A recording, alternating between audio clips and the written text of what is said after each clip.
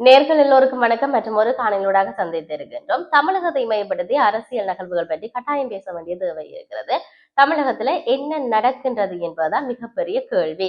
சபையில இன்றைய தினம் பெரும் குழப்ப நிலை உண்டு பண்ணப்பட்டிருக்கின்றது.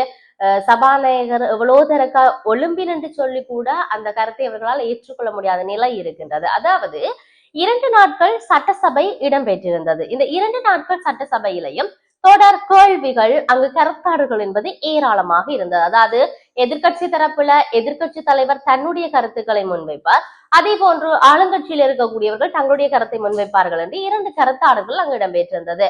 இச்சை நாள் வரைக்கும், அதாவது நேற்றைய நாள்ல கூட எதிர்கட்சி தலைவர் தன்னுடைய உரையை முடித்துவிட்டு சபை நடவடிக்கை நிறுத்தப்பட்டு விட்டது என்ற விடயம் நகர்ந்திருந்தது. அதை நாங்கள் பார்த்திருந்தோம். அவ்வாறு இருக்கின்ற பொழுது இன்றைய நாள்ல சபையில முதலமைச்சர் இவ்வளவு நாட்களுக்கு பேசாமல் இருக்கிறார். வாய் திறக்க மாட்டாரா? அவரை வாய் திறந்து பேச சொல்லுங்கள், பேச சொல்லுங்கள், பேச சொல்லுங்கள் என்று ஆங்காங்கே பல்வேறுபட்ட விமர்சனங்கள் வந்திருந்ததை நாங்கள் அவதானித்திருந்தோம். அந்த பின்னணியில தான் இன்றைய நாள்ல எதிர்கட்சிகளால முன்வைக்கப்பட்ட அத்தனை வினாக்களுக்கும் ஒரு பதிலை சொல்லுகின்ற விதமாக தமிழகத்தினுடைய முதலமைச்சர் ஜோசப் விஜய் எழுந்து நின்று தன்னுடைய கருத்துக்களை முன் வைத்திருந்ததை நாங்கள் அவதானித்திருந்தோம். அதுல நிறைய விடயங்கள் பேசியிருந்தார். அந்த 5 நிமிட பேச்சுல ஒரு இடத்துல சொல்லுகிறது, அதாவது கட்சிகள், பல்வேறுபட்ட கட்சிகள் தங்களுக்கான நிதியை திரட்டி இருக்கிறார்கள். அந்த நிதி அரசாங்கத்தினுடைய நிலுவையிலிருந்து எடுக்கப்பட்டிருக்கு. ஆகவே இது ஒரு ஊழல் என்கின்ற அந்த காட்சி என்ற ஒரு விடயம் சொல்லப்பட்ட போது, கட்சி சார்ந்து இருக்கக்கூடிய நிதி சார்ந்து சொல்லப்பட்ட போது அங்க கஜானா முழுக்க காலியாக இருக்கிறது இவ்வாறான விடயத்தினாலதான். ஆகவே என்று சொன்ன அந்த நிமிடத்துல எதிர்கட்சி தலைவர், உறுப்பினர்கள் என எல்லோரும் எழுந்து நின்றதை நாங்கள் அவதானிக்க கூடியதாக இருந்தது. அதையும் தாண்டி தொடர்ச்சியாக தங்களுக்கு பேசுவதற்கான நேர அவகாசம் தர வேண்டும் என்று சொல்லி அவர்கள் குரல் எழுப்பி இருந்தார்கள். அதுலதான் சபாநாயகர் பல்வேறுபட்ட கருத்தாடுகள் வந்திருந்தது. அதன் பிற்பாடு விஜய் தன்னுடைய உரையை நடாத்தி இருந்தார். அவர்கள் எழுந்து சென்றதன் பிற்பாடு அங்கு சபை ஒத்திவைக்கப்பட்டிருந்தது.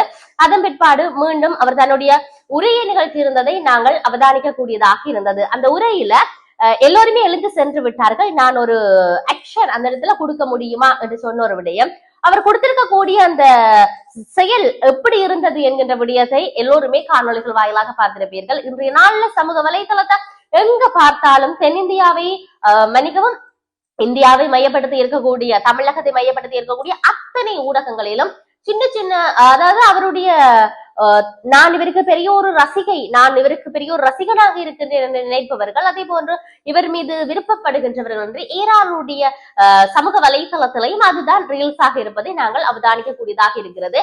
சபை நடவடிக்கைகள் இவ்வாறு நிறைவடைந்ததன் பிற்பாடு ஊடக சந்திப்புகள் நடத்தப்பட்டிருந்தது. அதுல எதிர்கட்சி தலைவர் உதயநிதி சொல்லி இருக்கக்கூடிய விடயம், இங்க சினிமா பாணியில சட்டசபை இருக்கின்றது, என்ன ஒரு 4-5 நாட்கள் போகுமாக இருந்தால், இல்லாட்டி ஒரு சில மாதங்கள் போகுமாக இருந்தால் ஒரு குட்டி ஷூட்டிங் நடத்துகிற இடமாக சட்டசபை வந்து விட்டுரும் போல இருக்கு. ஏனென்றால் ஆக்ஷன் என்று செய்கிற விதமும், அங்கு சபாநாயகர்கிட்ட அனுமதி கேட்டு இங்கு செய்யப்படுகின்ற செயற்பாடுகள், அவருடைய உரைகள், பதிலடிகள் என்று ஏராளமாக இருக்கிறது என்ற விடயத்தை அவர் சொல்லி இருந்ததை நாங்கள் பார்க்கின்றோம்.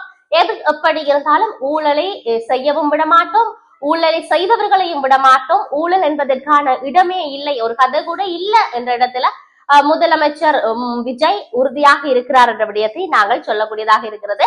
எது எப்படி இருந்தாலும் அரசியல் நகர்வுகள் சார்ந்து சிந்திப்போம். என்ன நடக்கப் போகின்றது என்பதை மற்றொரு பதிவினூடாக சந்திப்போம். வணக்கம்.